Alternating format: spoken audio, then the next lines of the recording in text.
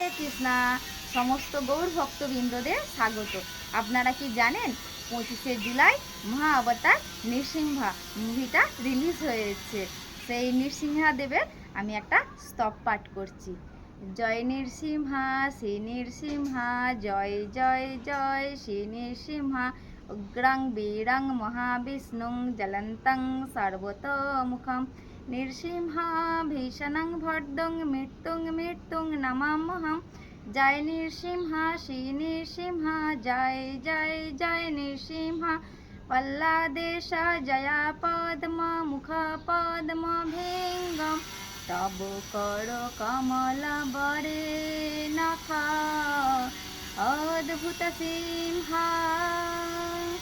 দলিতা হিরণ্যকশিপু তনুভৃঙ্গম, এষা বাধিতা নরহরিরূপা। জয় জগদীশ হরে, জয় জগদীশ হরে। এত সুন্দর স্তবটা আপনারা প্রত্যেকেই পাঠ করবেন।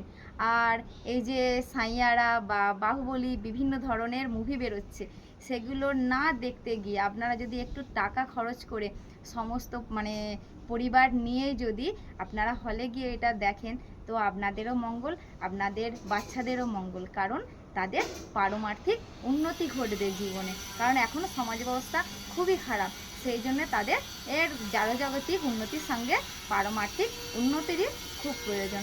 আমি করজোড়ে আপনাদের কাছে অনুরোধ করছি, প্রত্যেকে গিয়ে এই মুভিটা অন্তত দেখে আসুন। হরে কৃষ্ণা।